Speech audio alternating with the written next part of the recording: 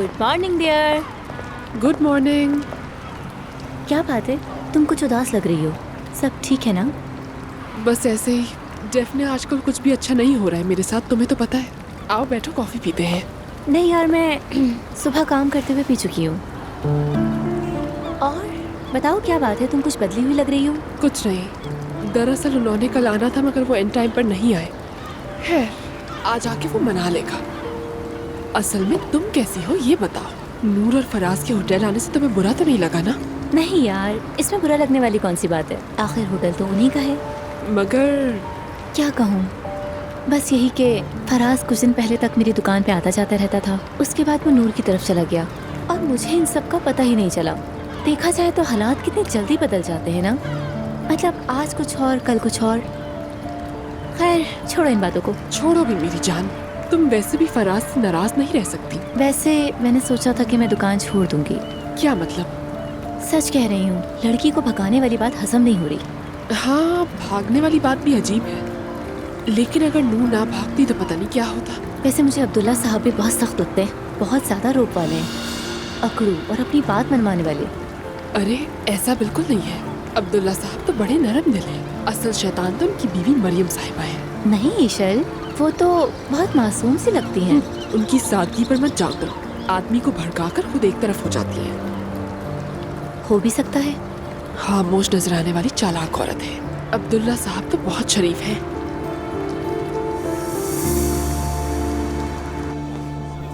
Good morning Faraz साहब, आज बड़ी जल्दी आ गए। गुड मॉर्निंग हालुक साहब। हाँ, अब क्या ही कर सकते हैं हम, शादी हो गई है, जिम्मेदार लोग बन गए हैं।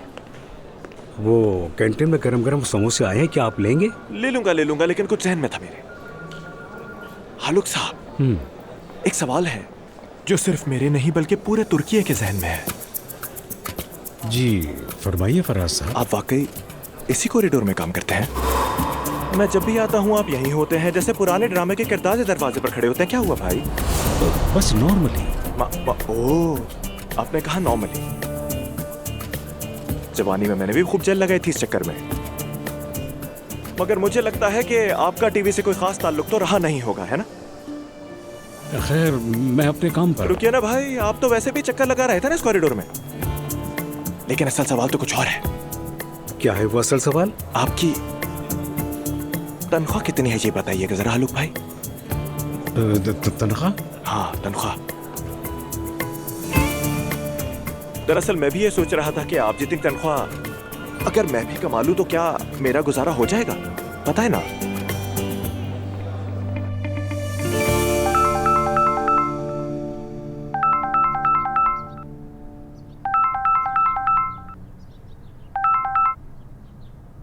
मैरी। हेलो नूर, कैसी हो तुम? क्या बात हो सकती है? जी बोलिए मैरी। कल जो कुछ भी हुआ वो सुना, बहुत अफसोस हुआ। तुम्हारी आवाज़ सुनना चाहती थी मैं। अल्लाह आपको खुश रखे, मैं ठीक हूँ और बेहतर हो जाऊंगी। ये मरियम साहिबा गुस्से में हद पार क्यों कर देती है, समझ नहीं आता यार मुझे। दुआ है आपको कभी समझने की जरूरत ना पड़े मैरी। अच्छा नूर, प्लीज तुम इन बातों को दिल पे मत लो, गुजरते वक्त के साथ सब कुछ ठीक हो जाएगा इंशाल्लाह। अच्छा ये सब छोड़ो और बताओ कि शादी कैसे जा रही है? ठीक है, मतलब इतनी मुश्किलात के बीच अगर कोई सहारा है तो फराज की मोहब्बत है बस। वो मुझे इतनी सच्चाई से और इस कदर दिल से इतनी ताकत से चाहता है कि सबको मेरे लिए उसने अपने खिलाफ कर लिया। माशाल्लाह कहो, फौरन से माशाल्लाह कहो, नजर न लग जाए। माशाल्लाह। कल जो कुछ भी है उसके बाद वो मुझसे भी ज्यादा उदास था, आपको देखना चाहिए था। ओ मेरी जान, वो खुद भी बड़ा हसास है ना। और पता है आज उसने क्या किया? सुबह सवेरे उठकर मेरे लिए खताती का सामान उधार लेकर आया ताकि मैं काम कर सकूं। हाँ, शाबाश है उसे भाई, बहुत अच्छा काम किया उसने। नूर सुनो, ये तुम्हारा फर्ज है, कुछ भी हो जाए किसी को भी अपने फन के रास्ते में रुकावट बनने न देना। अरे क्या हुआ? ओ मेरी जान का टोटा। अच्छा ये रो रही है, मैं फोन रखती हूँ। ठीक है मैरी, मैंने भी आवाज सुन ली है। अल्लाह हाफिज।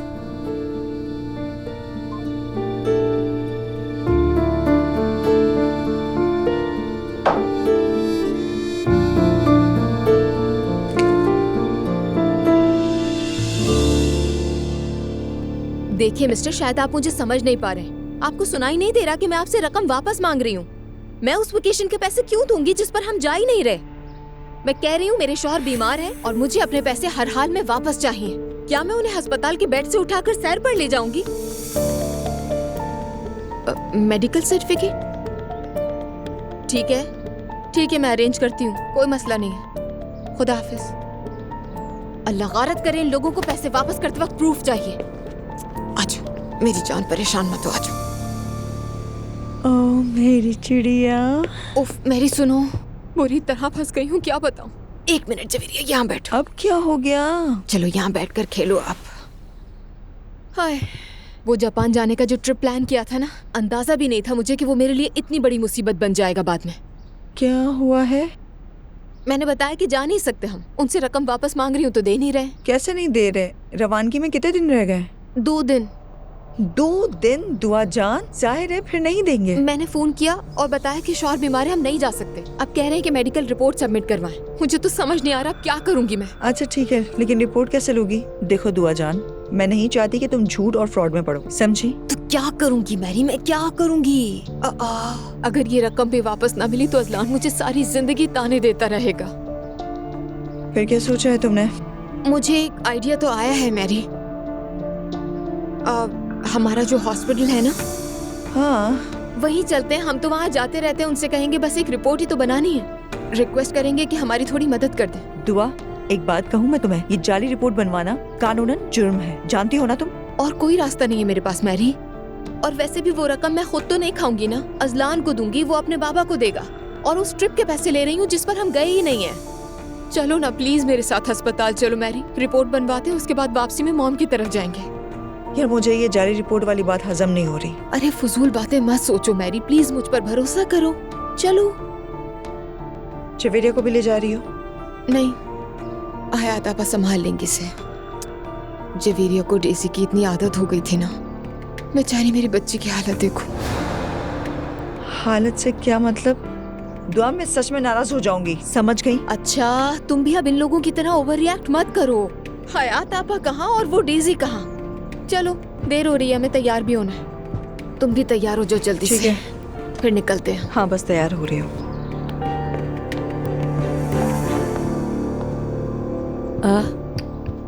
कहाँ जा रहे हो तुम लोग?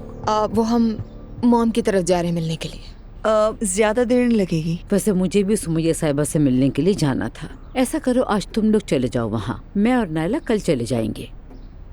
सलाम कह देना। जरूर कह देंगे। खुदा हाफिज। अल्लाह हाफिज।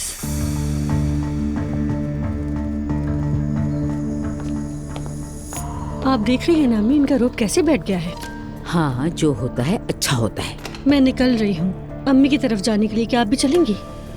तुम जाओ बेटी। अब्दुल्ला साहब वैसे भी आजकल बहुत तनाव में है, मैं उनके लिए कोई अच्छा सा खाना बनाती हूँ। सिर्फ आपको ही उनकी परवाह है। क्या कहा? कुछ नहीं अम्मी, बस ऐसे ही कह दिया। अच्छा मैं चलती हूँ, आपको खुद को थकाने की जरूरत नहीं है अम्मी। ठीक है जाओ।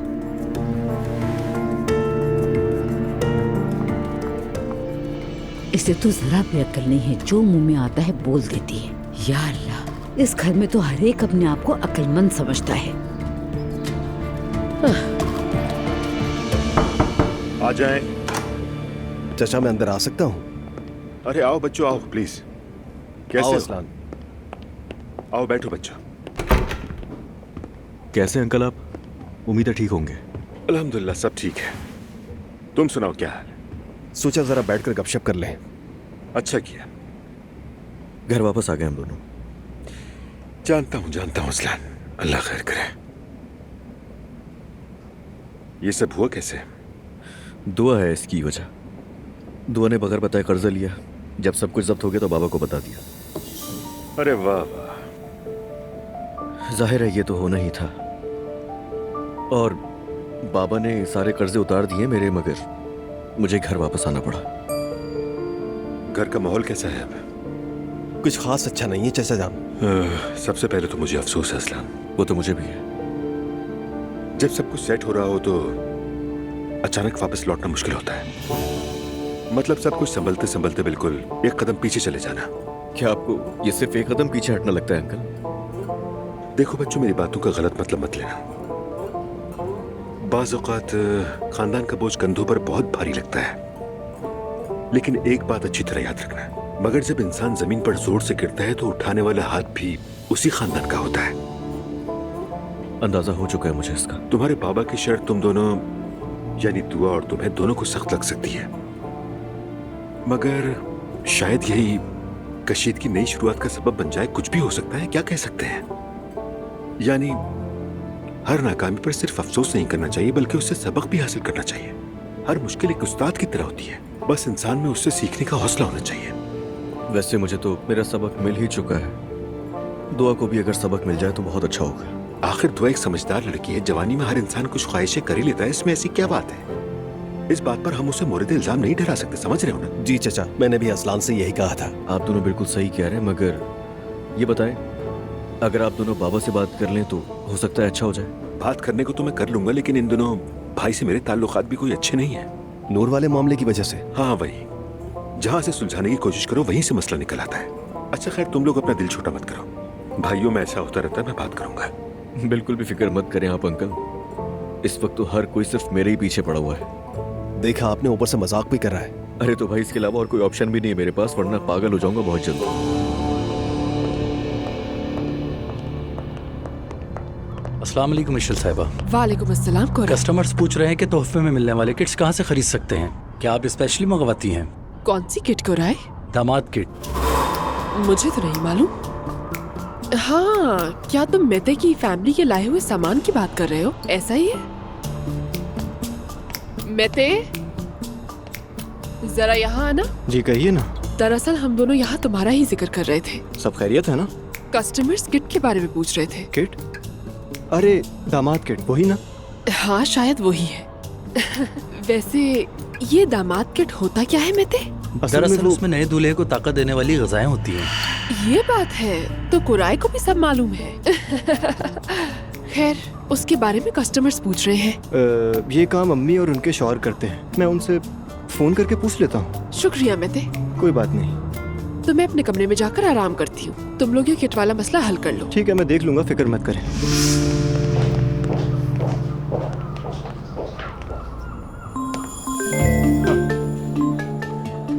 मेते जान। अस्सलाम वालेकुम अंकल, कैसे हैं आप?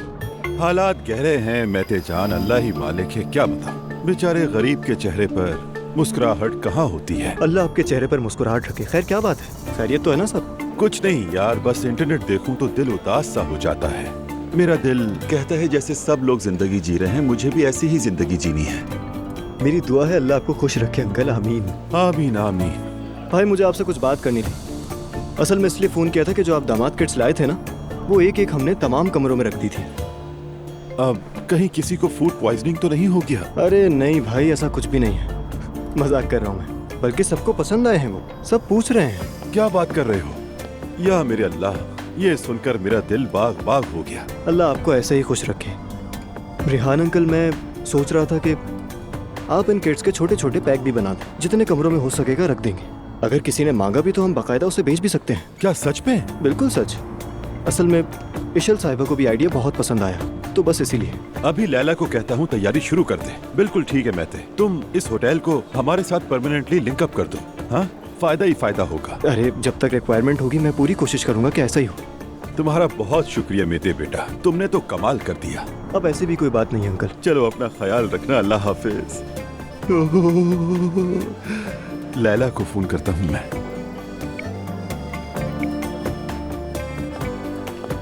लैला, तुम्हारे लिए एक जबरदस्त खबर है। अस्सलाम वालेकुम, मैं दुआ हूँ, अजलान उनाल की बीवी। वालेकुम अस्सलाम। हमारी पहले मुलाकात नहीं हो सकी थी।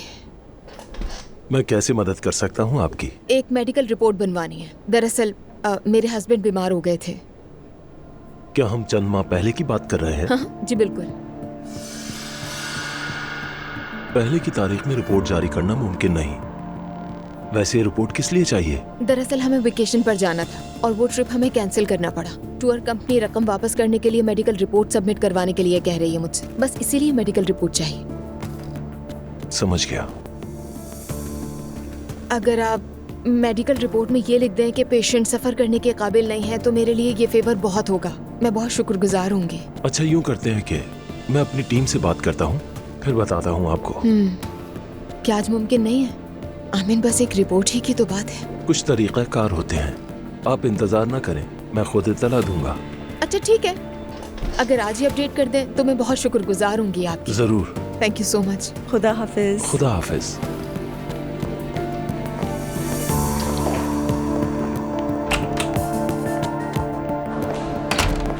हाय मैरी, क्या लगता है काम बन जाएगा हमारा?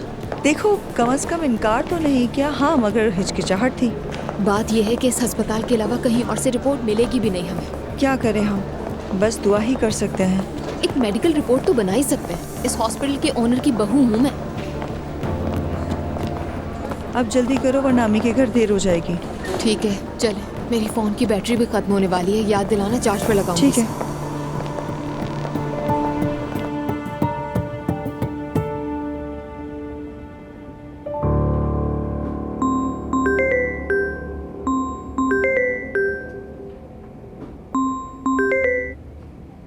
जी कहिए। अब्दुल्ला साहब, अस्सलाम वालेकुम। मैं नदीम बोल रहा हूँ। उम्मीद है डिस्टर्ब नहीं किया। अरे नहीं नदीम साहब, बोलिए। सर, अभी आपकी बहू यहाँ आई थी। नाइला, अपनी वालदा के लिए? दुआ साहिबा, अजलान साहब की बीवी। खैरियत तो है, क्या हो गया? उन्होंने हमसे एक रिपोर्ट लिखने की दरख्वास्त की है। कैसी रिपोर्ट? सर, उनकी कोई वेकेशंस कैंसिल हुई हैं, इसलिए टूर कंपनी रकम वापस करने के लिए मेडिकल रिपोर्ट मांग रही है। सर, ये तो आप जानते ही हैं कि हम पुरानी रिपोर्ट्स जारी नहीं करते, इसलिए मैंने इंतजार का कहा। लेकिन अगर रिपोर्ट्स लाजमी हैं तो। क्या कहा? हरगिज नहीं। क्या हम जाली रिपोर्ट जारी करेंगे? किस किस्म की बातें कर रहे हो? आपके घर का मामला था, इसलिए मशवरा करना चाहा। बिल्कुल नहीं। ठीक है सर, तो फिर मैं ऐसा करता हूँ कि कॉल करके उन्हें मना कर देता हूँ। बिल्कुल नहीं, जवाब मैं खुद दूंगा। बिल्कुल जहमत ना करें नदीम साहब, आपका शुक्रिया। आपके कॉल करने का भी शुक्रिया।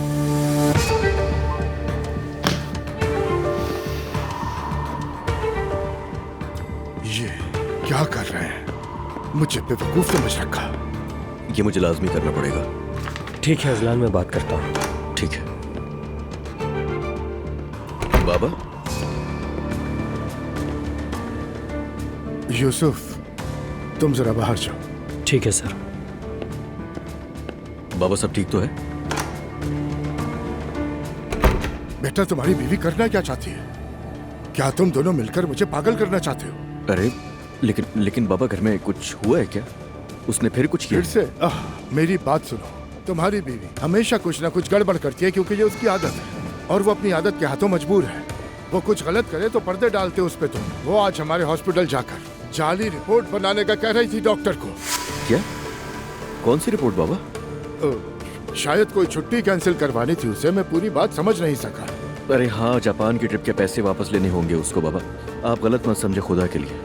ये पहली बार नहीं, बार बार ऐसा होता है। मैं समझता हूँ बाबा, मगर वो मेरी मदद करना चाहती है। बेटा, ऐसे मदद नहीं होती। हमने आज तक कौन सा गलत काम किया? हम जिंदगी भर गलत कामों से भागते रहे और वो हमसे गलत काम करवाना चाहती है। अपनी बीवी से कहो आइंदा वो किसी मामले में मुदाखलत ना करे। सुना तुमने? सुन लिया अजलान? सुन लिया बाबा। आज तो हद ही कर दी।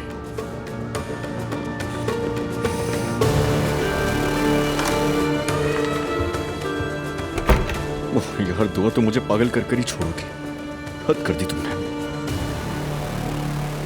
खुदा मदद करे। यार अल्लाह।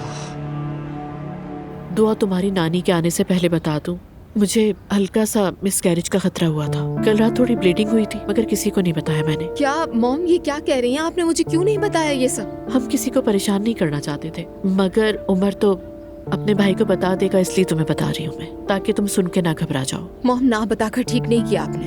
मैं ठीक हूँ, फिक्र मत करो। खुदा ना करे दोबारा ऐसा हो। जैनब, अब जरा आराम भी कर लिया करो। ये जो कुछ भी हुआ आराम ना करने की वजह से है। मेरे ख्याल में स्ट्रेस की वजह से है। अच्छा खैर, तुम लोग अब मेरी बातों को छोड़ो, बताओ तुम्हारे साथ क्या हुआ है। मैं क्या बताऊंगी आपको मॉम? मैरी है ना, उसने बता दिया होगा आपको।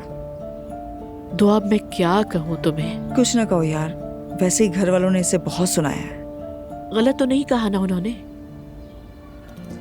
अच्छा, नानी जान कहाँ है? वॉशरूम में आती ही होंगी, सवेरा साथ है उनके।